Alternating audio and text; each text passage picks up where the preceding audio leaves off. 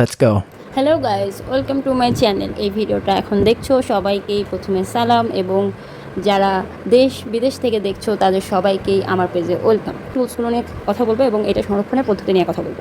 তো প্রথমে আমরা শুরু করছি যে কেকে বানাতে প্রথমে কী কী দরকার হবে। যারা বিগিনার আছো তারা এগুলো খুব কম উপকরণ দিয়ে কেক বানিয়ে ফেলতে পারবে।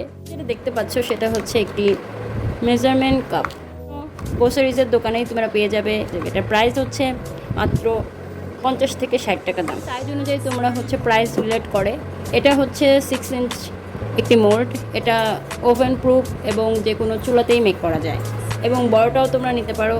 এবং লাভ শেপ পাওয়া যায়, সেটা হচ্ছে নন স্টিক ম্যাটেরিয়ালের মধ্যে। এটা ওভেনে এবং চুলাতেও তোমরা কেক বানাতে পারবে। এবং এটার সাথে কিছু পেপার নিই, যেটা তোমার শুকনো ময়দাগুলো বা শুকনো যে উপকরণ আছে সেটা হচ্ছে তোমরা চালাচ্ছে। ইলেকট্রিক হ্যান্ড বিটার নেই, তারা হচ্ছে এ ধরনের যে টুলস আছে এটা দিয়ে তোমরা হচ্ছে কেকটাকে মিশাতে পারবে, এবং কেকের যে উপকরণ আছে সেটাকে স্মুথ ব্যাটার তোমরা তৈরি করতে পারবে।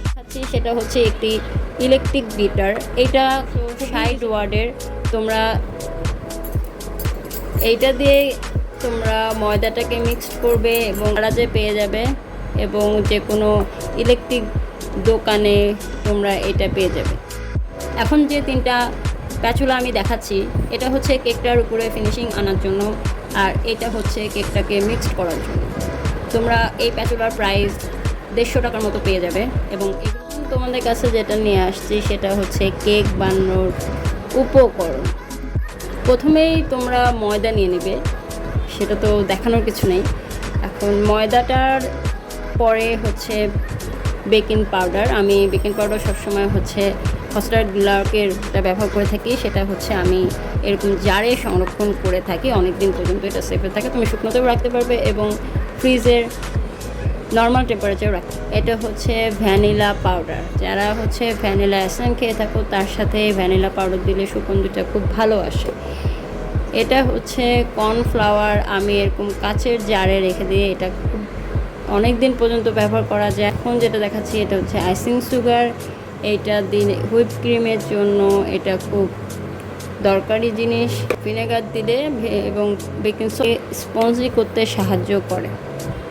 এবং কেক ডেকোরেশনের কিছু জিনিস দোকানে যে কোনো এসেন্স তোমরা পেয়ে যাবে, যে কোনো ফ্লেভারের নিতে পারবে। অরেঞ্জ এসেন্স, ভ্যানিলা, এবং এটা হচ্ছে কালার।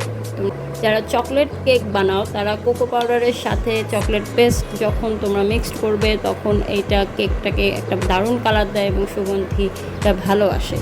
কেক বানাতে আরও অনেক কিছুই লাগে, কিন্তু আমার বিশেষ করে আমি আমার বাসাতে যেভাবে বানাই আমি সেভাবেই তোমাদের দেখাবো।